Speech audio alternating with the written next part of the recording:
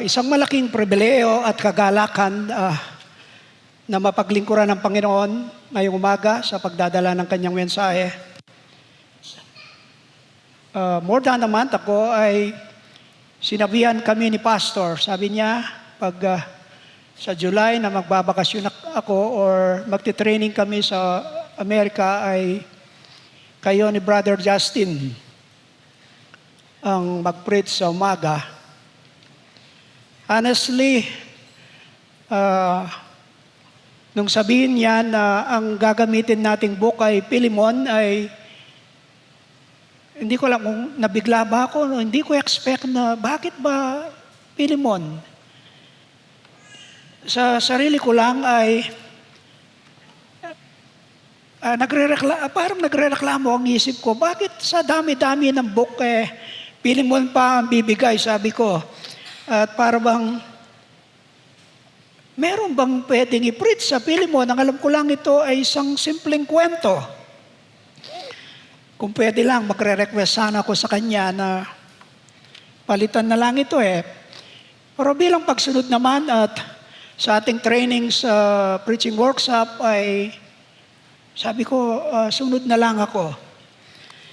Ang sabi, ang gagawin ay basahin, i-read, and then ulitin, i-read ulit, i-read, basahin ng basahin. At siyempre kasama nito ay manalangin na acknowledge na hindi natin kayang i-understand ang kanyang salita. Sa tulong ng Holy Spirit, para bang na-realize ko ang aking maling kaisipan na hindi pwedeng maliitin na undermine ang salita ng Panginoon, na ang bawat bahagi ng aklat ng Bible ay importante dahil ito ang kanyang salita. Ngayong umaga ay nasa third series na tayo dahil yung una ay si Brother Justin ang nanguna at personally ako ay na-bless kay Brother Justin. At this time ang dalangin ko ay sana ay tayo rin ay pagpalain sa salita ng ating Panginoon.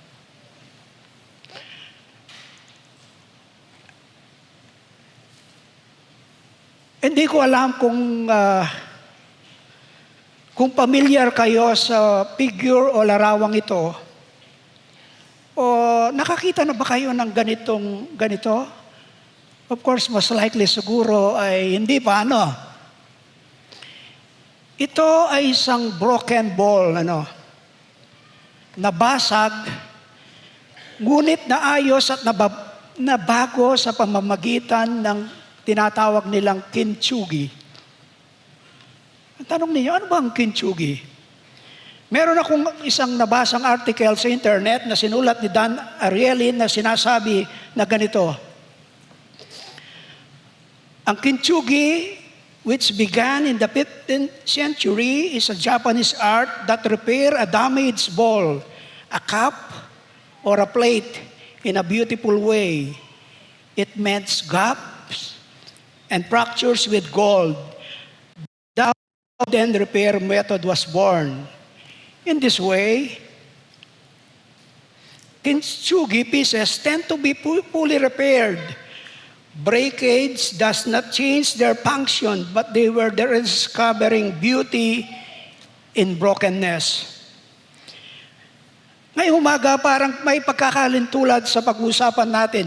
Ang tatalakayin natin ay, o ang bibigyan nating pansin ay, igit pa sa isang art. Hindi igit sa precious art ng kintsugi, kundi ang transforming power ng gospel na pwedeng baguhin ang isang buhay at ang isang relationship. Ngayong umaga, pag-uusapan natin ito sa aklat ni Apostol Pablo kay Philemon. At bilang pagtatanaw, ang Philemon ay isang napakaikling sulat o napakaikling aklat. Ito lamang ay naglalaman ng 25 verses. At isa ito sa sulat ni Pablo habang siya ay nakakulong. At hindi sinulat sa isang iglesia, kundi sa isang individual. Ina-assume ko na nabasa na niya ito at makakatulong na masundan natin ang ating pag-usapan. Anyway, ang maikling istoryang ito ay patungkol sa isang sulat ni Apostol Pablo na isang request niya sa kaibigan niya na si Pilemon. Si Pilemon ay isang mayaman. At sa katunayan ay ang iglesia na nasa kanilang bahay ay ginamit niya ang kanyang bahay para doon sila magtipon. At siya may isang alipin or slave, ang pangalan ay Onesimus. At sa hindi malamang kadahilanan, siya ay nagnakaw ng hindi binanggit kung ano ito. At ang nangyari, siya ay tumakas at napadpad sa Rome. Yan ang istorya. At natagpuan niya ang ating Panginoong Yesus. At this time, ay nagre-request, sumulat si Paul kay Pilemon na sana ay tanggapin na niya ang kanyang alipin. Okay. Ang pinaka-theological theme ng sulat na ito ay forgiveness. Bagamat ni isang word ng forgiveness, ng pagpapatawad, ay hindi nabanggit sa aklat na ito. Pero sa aklat na ito ay matutunghayan natin ang isa sa pinakadakilang istorya o example ng isang gospel in action sa tatlong buhay. Sa buhay ni Paul, ni Pilemon, at ni Onesimus. Kaya't ang title ng ating message ay kanina pa na plus ay The Transforming Power of the Gospel. At ito ay may siyam na bersikulo na titignan natin ang verses 8 hanggang 16. At mayroon tayong tatlong section dito, o mayroon tayong tatlong puntos. Sa verses 8 to 9, the gospel transforms attitude, And then sa verses 10 to 13, it transforms lives. And then sa kauli-ulian, it transforms relationship. At mayroon tayong nag-iisang pangunahing katotohanan o main truth. The gospel transforms lives and restores broken relationship through the grace of Christ. Okay, punta tayo sa kauna-unaang section. The gospel transforms attitudes. Buksan po ninyo ang iyong Bible at sana panatilihan yung buksan ang ito sa napakaikling sulat na ito. At ang gagamitin ko ay ESV at gusto ko sana Tagalog mas siyang ako dito. Kaya lang kung minsan may mga talata o salita na kailangan maggamit para maibigyang diin ang ating pag-uusapan. Sa unang seksyon ng verse 8 to 9 ay makikita natin dito kung paano na-transform o binago ng Panginoon through sa kanyang gospel ang attitude ni Paul. Tignan natin ang verse 8. Sabi ng verse 8, accordingly, ganyan niya sinimulan ang kanyang pangungusap sa verse 8. Ito ay pagsisilbing parang nagtatransisyon na siya, magsisip na siya sa kanyang sulat. At dapat lang natin balikan, ano pa yung mga nangyari bago niya sinabi yung kaya nga, sabi niya. Okay, sa verse 1 to 3 ay nakita natin siya ay nagbigay ng greetings. Nagbigay siya ng greetings kay Pilemon, sa kanyang asawa na si Apia, at sa kanyang anak, at sa buong iglesia na nagtitipon sa kanyang tahanan. At sa verse 4 to 7, ay siya nagbigay ng commendations, ng papuri kay Paul, dahil sa kanyang malaking love, ng kanyang malaking pananampalataya, na nagdudulot o nagbibigay ng kagalakan, at ng comfort kay Pablo, at sa bawat kapatiran na kanyang nakakasalumwa. Sa madaling sabi, si Pilemon ay isang malaking encouragement. Malaking encouragement sa mga Kristiyano. At makikita natin, para bang gusto mo nang palambutin. Gusto munang palambutin ni Paul ang puso ni Philemon. Kasi this time ay magsisip niya, tutumbukin na niya. Ano ba, bakit ba siya sumulat? Of course, alam na natin, ang intensyon ng sulat niya ay nais ni Paul na patawarin at tanggapin si Philemon. Ni Philemon si Onesimus. At sa verse 8 and the following verses ay makikita natin ang pinaka-body ng kanyang sulat kay Philemon. Then kung itutuloy natin ang verse 8, sabi niya, though I am bold enough in Christ to command you to do what is required. Ano ba yung ibig niyang sabihin dito? Dapat sana, sabi niya kay Philemon, malakas sana ang loob ko. Nautusan kita. Pero para bang hindi ko magawa, sabi niya. No? Bakit? Ano ba ang dapat niyang ikalakas ng loob sana? Na dapat utusan niya si Philemon? Dahil sa kanyang pagiging apostol, siya ay may authority bilang apostol ng ating Panginoon. Alam naman natin ang isang apostol, sila ay personally handpicked, pinili ng Panginoon. Sila ay nakasalamuha, na-encounter nila ang Panginoon. Kaya naman, wala nang apostol ngayon. Wala na. Natapos na. At ang kauli-uli ang apostol ay si Apostol Pablo. Meron silang authority, lalo na sa mga turo ng unang iglesia ng New Testament. Kung meron silang usapin, ang tatanungin nila, ang anyayaan nila sa kanilang iglesia ay walang iba kundi ang mga apostol. Sa kanilang mga hidwaan, ang apostol ang nandyan. Kaya naman, this time, pwede naman siya. Pwede sana siyang mag-demand kay Philemon. Tignan kung merong ganito ring pangyayari na naisulat sa 1 Thessalonians 2:6, sabi niya. Sabi ng salita ng Panginoon sa 1 Thessalonians 2:6, nor did we seek glory from people, whether from you or from others, though we could have made demands as apostles of Christ. Meron silang karapatan bilang apostol na mag-demand sa individual o sa mga Kristiyano. Ganyan ang dapat gawin din sa Thessalonica at ganun din kay Philemon. Pero hindi niya ginamit ang kanyang pagiging apostol. Makikita natin ang transformation na ginawa ng Diyos through the gospel sa naging attitude ni Paul. Siya nga pala, ano ba yung pagkakaintindi niyo sa attitude? Sabi ni Google o ng dictionary ay, sabi niya, attitude, the particular way a person thinks or feels about someone or something which is typically reflected in a person's behavior. Hindi ako psychologist, pero tinignan ko lang ito ako sa pagkakahulugan niya. Ito yung, ang synonym niya ay parang ito yung mindset. Ito yung laging nasa isipan niya. Ito yung usual na gawain niya. Ito yung kanyang outlook, ang disposition niya. At sa Tagalog ay naghahanap ako ng parang mahirap itagalogin, pero sabi ay saloobin. Ito ang saloobin o pananaw ng isang tao. Tinignan ko ang isang devotional article sa Active and Life. Ganito ang sinasabi ng isang article doon, sabi niya. Nahuli, yan. What are attitudes? Hindi ko alam kung mabasa ninyo sa inyong kinalalagyan. To put it simply, attitudes are habits of thought a person chooses to adopt and practice.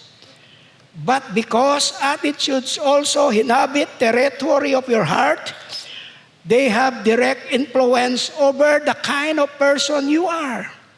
You can manage attitudes, even change them. Why? Why would that be?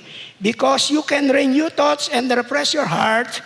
And the Bible says, Romans 12:2 says, be transformed by the renewing of your mind. Ang ating attitude pala ay nabubuo sa ating isipan, sa ating puso. Then, ito'y magmamanifest o magre-reflect sa ating behavior. Yan, Kaya sa Proverbs 4:32 ay mayroong bilin dyan.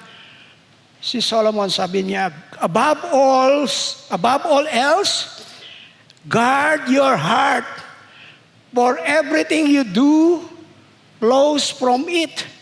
Maganda ang salin sa ang salita ng Diyos Bible na bagong Tagalog. Sabi niya, higit sa lahat, ingatan ninyo ang iyong pag-iisip, sapagkat kung ano ang iyong iniisip, yun din ang inyong magiging buhay. Napakalaga. And then si Paul mismo ang nagpaalala sa mga kapatiran sa Pilipos. Siyang nagsabi, sabi niya, have the same mindset as Christ Jesus, sabi niya.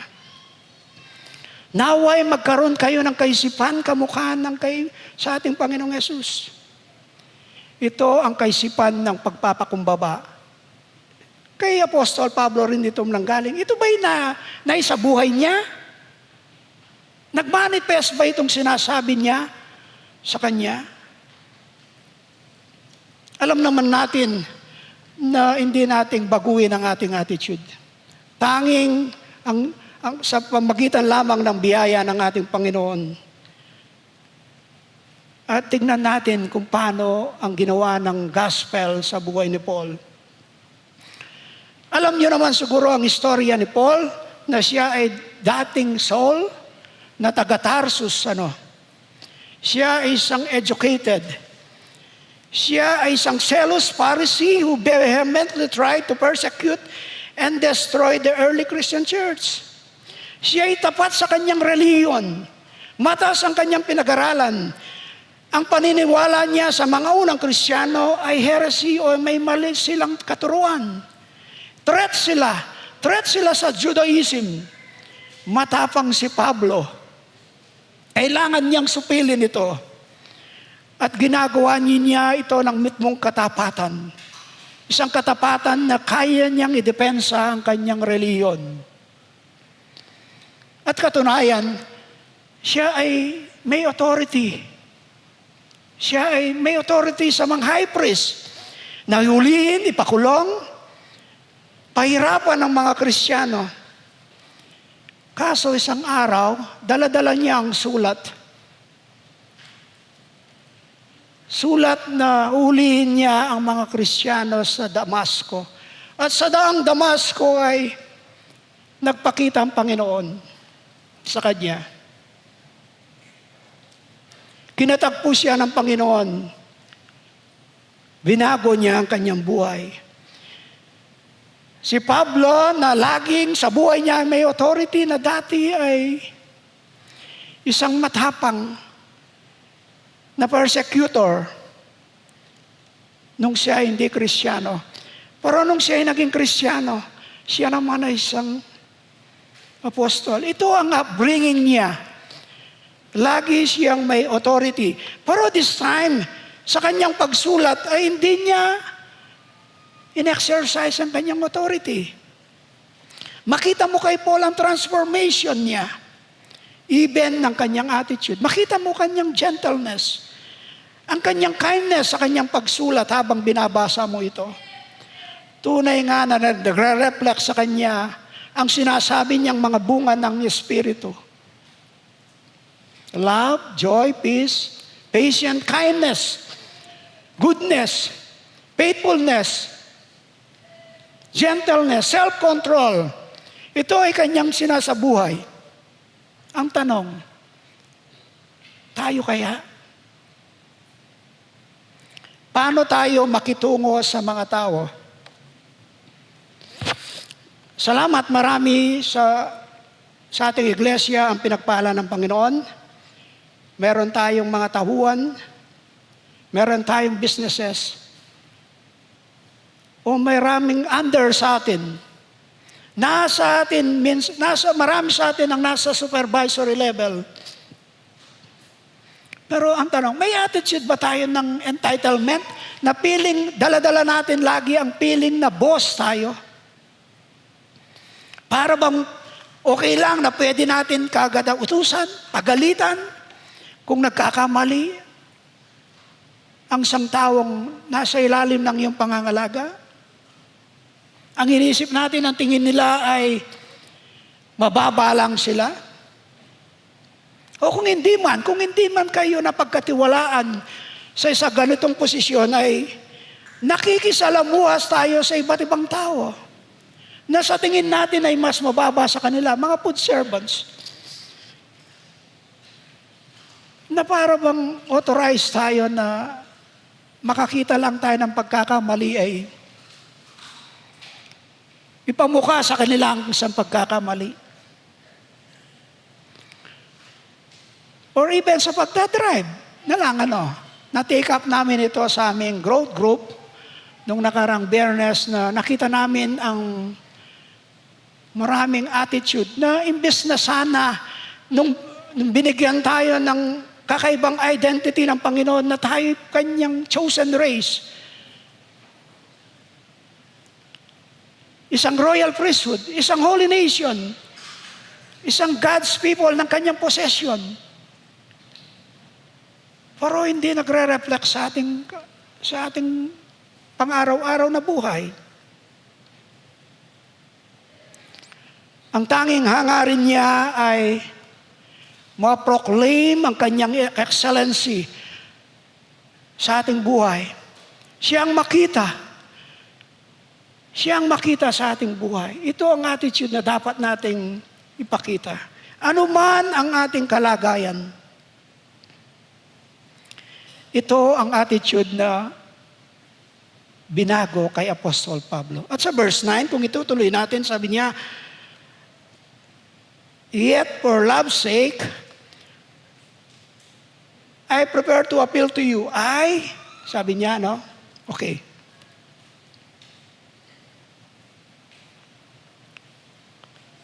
Kaya pala, imbis na magutos si Paul, ay nagawa niya ito dahil sa pag-ibig. Mahal niya ang isang kapatid. Ito ang minsan nakulang sa atin, di ba? Kulang tayo sa pag-ibig. Sabi niya, nakikiusap siya sa ngalan ng pag-ibig. Nais ni Paul na bayaran o i-reciprocate ang love ni Philemon. Di ba? Sa kanyang commendations, pinuri niya ang pagmamahal ni Philemon sa kanyang kapatid. Sa ating Panginoon, malaki ang pag-ibig ni Paul. Kaya nga, si Paul ay nang binati niya sa verse 1, "My beloved fellow worker." At tinawag niya sa verse 7 na "my brother." Sabi niya, ito ang motivating factor na nagtulak sa kanya para makiusap at di mag-utos. Ito ang Christian love. Ang bonding ng Christian love, ng brotherly love nila ni Philemon. Kaya, it is his great love for Philemon that drives him to make an appeal instead of commanding him. Continuing verse 9, sabi niya, Paul, an old man. Nagtapat si Pablo na siya ay matanda na. Tama. Sabi ng mga Bible scholars, nung time na sulat niya ito ay senior citizen na siya, more than 60. Inadmit niya na matanda na siya. Pero ako parang senior citizen na ako, parang hindi ko pa ma-admit na matanda na ako. Siya ay natanggap niya dahil more than his age. Persecutions, illness, imprisonment, and other concerns sa mga churches and individuals took toll sa kanyang body. Marami siyang pinagdaanan. Kaya ang pakiramdam ni Paul ay higit siyang matanda sa kanyang edad. Marahil nabanggit niya ito, isang kaparaanan na makonvince niya si Philemon sa kanyang appeal, para kaawaan siya at mapagbigyan ng request ng isang matandang nanghihinana. Also, kung ituloy natin, sabi niyan ay, "And now, a prisoner also for Christ Jesus." Ito yung pangalawang binanggit na niya, ang kanyang pagiging bilanggo dahil sa ating Panginoong Yesus. Actually, ang kalagayan niya that time ay siya isang bilanggo, pero more than a prisoner ng Rome. Ito ay prisoner ng Christ dahil sa kanyang sufferings, dahil sa kanyang pagsunod sa ating Panginoong Yesus. Kaya yan ang transformation ni Paul. Nakita natin ito kung paano ito na-transform ang attitude ni Paul dahil lamang sa biyaya ng Panginoon. From sa kanyang attitude of authority ay na-transform into attitude of humility. That's right. Ito rin ang hangarin ng ating Panginoon sa bawat isa sa atin. At sa next section ay the gospel transforms lives. Ito ay sa talatang 10 to 13. At dito naman natin, kanina ay nakita natin si Paul, kung paano na-transform ang attitude niya. Ngayon naman ay titignan natin kung paano nabago ng gospel ang buhay ni Onesimus. Tignan natin ang verse 10. I appeal to you for my child, Onesimus, whose father I became in my imprisonment. Dito sa talatang ito ay sinabi niya ang object ng kanyang appeal. Ang kanyang appeal ay para kanino? Hindi para sa kanyang sarili. Ang appeal niya ay patungkol kay Onesimus. Bakit ba ang isang apostol ay parang naabala pa na gumawa ng sulat sa isang tao? Sino ba si Onesimus? Sino ba si Onesimus para kay Paul? Si Onesimus ay isang alipin.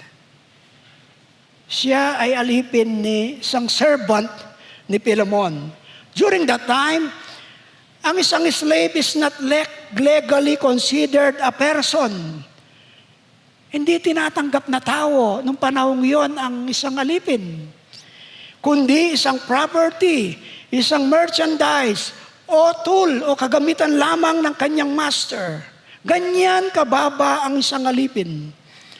Sila ay pwedeng bilhin, ibenta, dahil naman property mo ipamana. Halimbawa, may alipin ka at pwede mong ipamana sa iyong anak. Pwede mo siyang i-transfer. Pwedeng ipagpalit, i-barter, o pambayad. Ito ay napakahalagang merchandise o property ito. Sabi ng isang commentary, a slave was an expensive and useful piece of personal property, and it will cost the owner to lose him. Pag nawala ang iyong alipin, ay malaking bagay yan. Kaya tingnan niyo kung paano nasaktan si Philemon. Napakalaga ni Onesimus kay Philemon. Lalo na kung nasanay ka sa bahay o sa iyong trabaho na hindi ka makagawa kung hindi pa utos-utos lang. And then, imagine mo yung dati mong assistant na may ginagawa para sa'yo ay biglang mawawala. Ganyan kahalaga. Siya ay may ninakaw kay Philemon. Hindi explicitly naisulat kung ano yon. Nung nagnakaw siya, siyempre, ang tendency niya ay tumakas siya. Siya ay napunta sa isang napakalayong lugar. Pero marunong si Philemon. Siya ay nagpunta sa Rome. That time siya ang capital na parang US ba? Na kung saan ito'y malawak na lugar at sabi ay pwede kang magtago doon. Pwede kang marami namang lugar na malapit. Bakit sa Rome ba siya napunta? Dahil doon pwede siyang patago-tago. At sabi ng commentary, ang bilang daw ng mga slave that time ay 1/3 ng populasyon ng Rome. Ganyan karami. At ang mga slave noon na hindi mababa. Meron ding mga professional na paro slave sila. ito ay parang picture ng mga Pilipino. Ano? Ewan ko kung marami pa rin bang ganun no, sa US na patago-tago. At isa kang criminal, isang fugitive. Ganyan ang buhay ni Onesimus. Walang direction, walang future, patago-tago ka, Ang picture ng buhay niya ay isang basag na lalagyan, torn into pieces, na sa tingin niya ay hindi na kayang buuin kamukha ng kintsugi. Pero dahil sa power ng gospel, sa power ng Panginoon, naayos at nabuo ang buhay niya. Although hindi nabanggit kung paano. Pero alam naman natin, isa lang ang paraan ng kaligtasan kundi sa gospel. Narinig niya ito kay Paul habang siya ay nasa prison. Tignan natin ang verse 11, sabi niya, "Formerly, he was useless to you, but now he is indeed useful to you and to me." Napakaganda ng wordings ng pagkakasulat ni Apostol Pablo. Hindi ko alam, wala naman siguro siyang scriptwriter, o speechwriter kaya. Maganda ang playing of words niya. Sabi niya, from useless to useful. Yung walang pakinabang ay magkakaroon ng pakinabang. Ironically, ang meaning ng Onesimus ay useful. This time, he lived the true meaning of his name. Siya nga pala, ang meaning naman ng name ni Philemon ay affectionate. Someone who is kind. Tama naman, Yan. And so, from a broken life of Onesimus, transformed into a useful life only because of the gospel through the grace of our Lord Jesus Christ. At titignan natin sa verse 12 and 13, I am sending him back to you, sending my very heart. I would have been glad to keep him with me in order that he might serve me on your behalf during my imprisonment for the gospel. Pinayag ni Paul ang isang malaking pagmamahal niya kay Onesimus, isang malasakit at isang responsibilidad. Alam niyo ba, napakadelikado ng isang alipin na patago-tago. Pwede siyang, nung panahon yon ay meron ding mga slave catcher o slave trader na pag nahuli ka ay gawin kang parang business na ipagbili ka. Silang magsasamantala sa iyo. Wala kang karapatan. Kaya ang ginawa ni Paul ay kinupkup niya ito. Minahal niya ito. At si Paul na isang law-abiding Roman citizen ay most likely that time ay kailangan mo, kung meron isang slave na nasa iyo na hindi mo naman pag-aari, kay kailangan mong i-report sa ito sa mga otoridad. Hindi ito na banggit, pero alam natin na kiyak gagawin ito ni Paul. Meaning, kung ni-report mo siya, ay meron kang nasa custody mo siya. Ikaw ang mangangalaga for the meantime na hindi siya mahanap ng kanyang owner. Ganyan ang ginawa ni Paul. Pinakita niya ang isang malalim na emotion ng pagmamahal ng sabihin niyang, sending my very heart. Buong puso ko siyang pinapadala, sabi niya. Kasama ng aking puso. At kailangan niyang itong ibalik safely dahil nga alam ni Paul ang kalakaran. Kaya tingnan niyo, paano ba ang ginawa niya? Paano maibalik sa Colossus? Na sinasabing ang layo ng Colossus sa Rome ay more than 1,000 kilometers. Ganyan kahirap, Tignan natin ang Colossus 4, 7, and 9, para masundan lang natin ang ginawa ni Paul. Okay? Si Tychicus ang magbabalita sa inyo tungkol sa kalagayan ko rito. Siya ay minamahal naming kapatid, tapat na lingkod at kamamanggagawa sa Panginoon.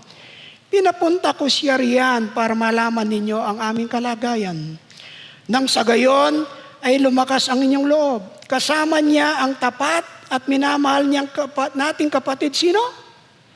Si Onesimo. Nakasamahan ninyo. Sila ang magbabalita sa inyo ng lahat ng nangyari dito. Sinabi-sabi ng mga Bible scholar ay nang sinulat niya ang Colossus at Philemon ay pinadala niya ito kay Tychicus. Wala pang internet doon. At kami nung unang panahon ay through mail.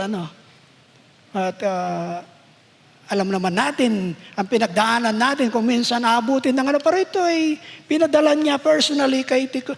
At pinasama niya si Onesimus. Double purpose ang ginawa niya. Maghahatid sila ng sulat sa Colossus, dadalhin din niya ang sulat kay Philemon, and then si Onesimus ay pinaka-caretaker sa kanyang biyahe, si Tychicus. Ganyan ang ginawa ni Paul bilang pusong pagmamahal niyang binalik si Onesimus. At sa verse 13, muli, pinalam ni Paul na nagbago na si Onesimus. Pinanan niya, sabi niya, siya ay napapakinabangan na. Actually, sabi niya, naglilingkod na nga siya. Sabi niya, siguro, sa gawain niya sa kulungan na kanyang ministry. At ang sinabi pa niya, parang patama pa kay Philemon. Sabi niya, dahil wala ka dito, si Philemon ang kasama ko, sabi niya. Kung ganyan ang wordings ng isang sulat, kaya matatanggihan mo ba ang sulat na ito? Matatanggihan mo ba ang pila ni Paul? Sabi niya, again, ang ating main truth ay, the gospel transforms lives and restores broken relationship through the grace of Christ. Lastly, ang gospel not only transforms attitude of authority to humility, it transforms useless life to a useful life. Tingnan natin naman ngayon ang verse 14. Ano ba ang na-transform sa verse 14 to 16?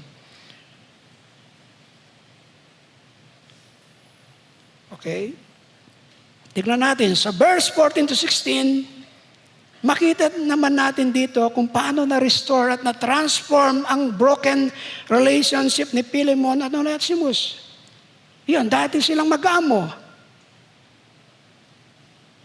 Then ang nangyari ay nasira ang pagtitiwala ni Philemon sa kanyang alipin. Nasira ang kanilang relationship. Sa verse 14, sabi niya, sa kanyang sulat, but I prepared to do nothing with your concern, in order that your goodness might not be by compulsion, but of your own accord. Ito na naman ang pakiusap ni Paul kay Philemon.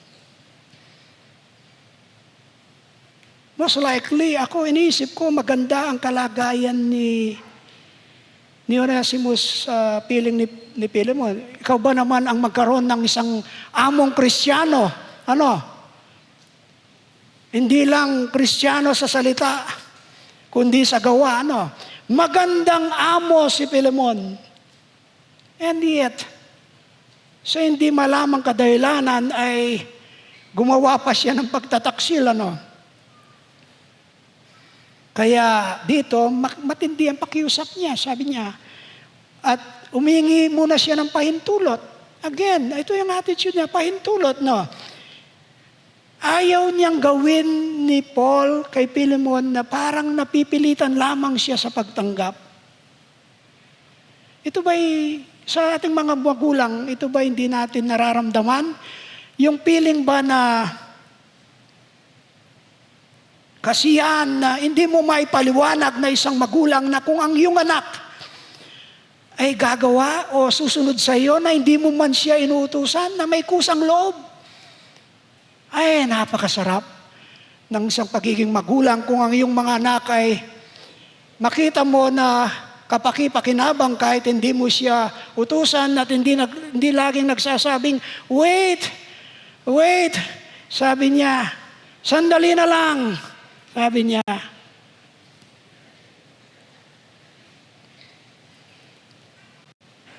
Pero dito, ganun pa man, lagi ito ang pakiusap ni Onesimus na tanggapin siya.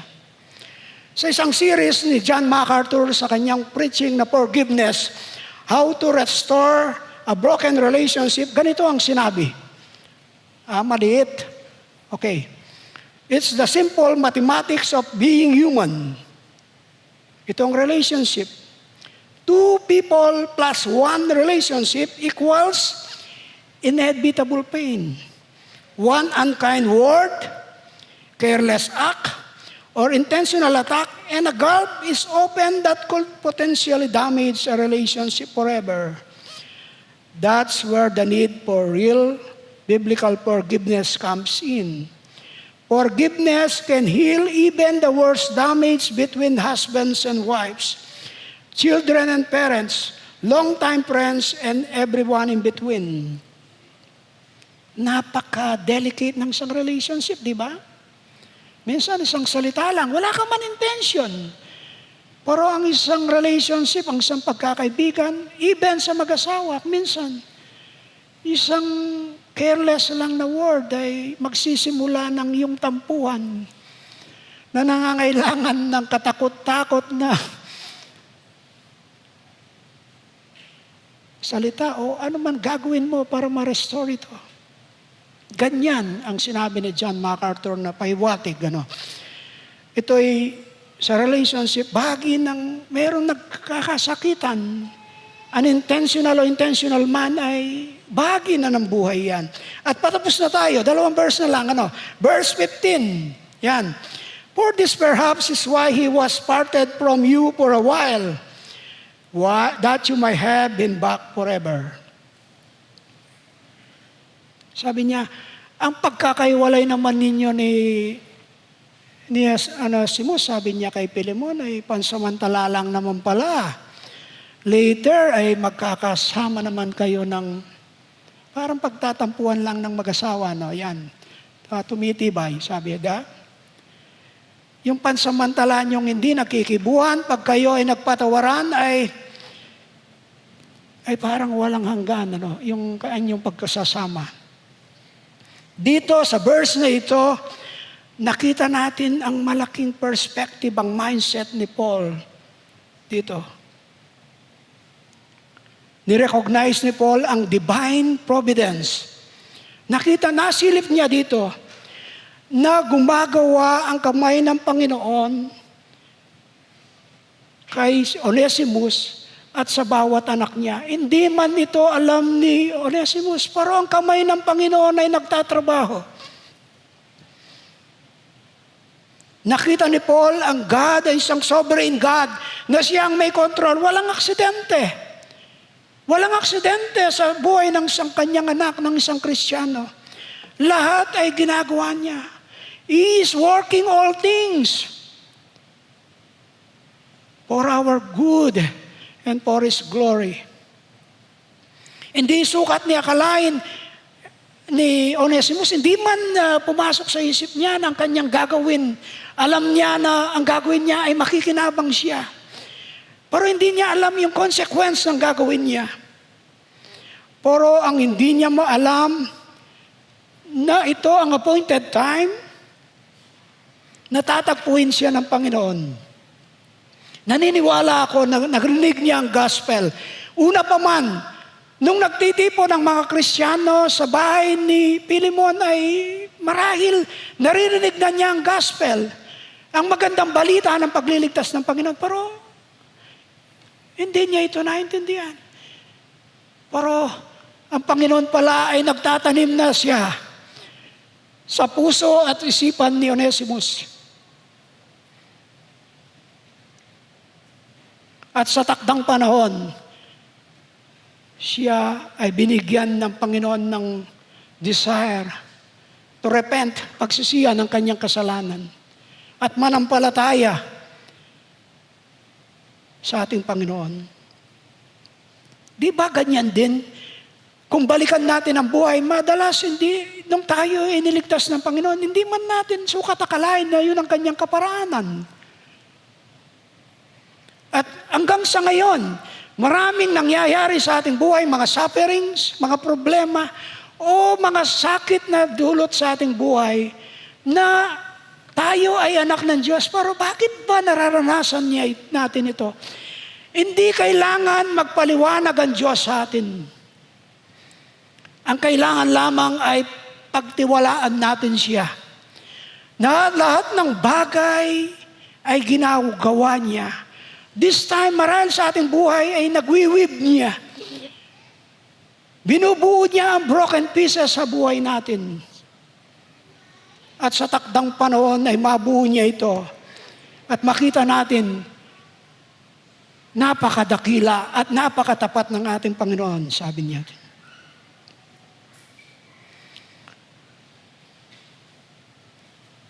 Ang relationship ni Philemon ay Onesimus ay nasira, but it can be restored and transformed by the gospel and through the grace of our Lord. Sabi dito sa verse, lastly, ilang beses na yung lastly sa verse 16, sabi ni Paul dito na tanggapin mo na si Onesimus. Sabi niya kay Philemon, kaya lang, tanggapin mo siya bilang isang bondservant. Tingnan niyo, hindi man niya sinabing slave o mangyari kaya servant. Ang sinabi niya, bondservant. Ano ba ang ibig sabihin ng bondservant? Sa Greek na pagkasulat ay sinasabi ito raw ay doulos.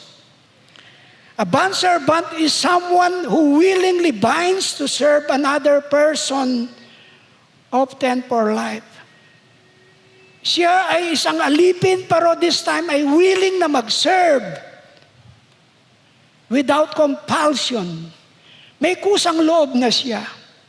At ang bondservant ay ginamit ding paglalarawan ni Paul sa kanyang sarili. Isang bondservant ni Christ, isang willing servant. At more than that, sinara niya, sabi niya, paano daw niya tatanggapin? As a beloved brother. Isa ng kapatid sa Panginoon. Hindi isang alipin, kundi isang kapatid na sa Panginoon. Dahil naman, siya ay naging anak niya sa pananampalataya ni Paul si Onesimus. Iyan ang beauty ng gospel. Willing mong i-forgive ang isang kapatid o isang tao, gaano man kabigat ang naging kasalanan. Parang tayo lang, higit pa kay Onesimus. Tayo ay nagkasala. Sira ang ating buhay. Tumakas tayo sa harapan ng Diyos. Nagpakalayo-layo sa Diyos. Pero salamat, ang Diyos ang naganap sa atin.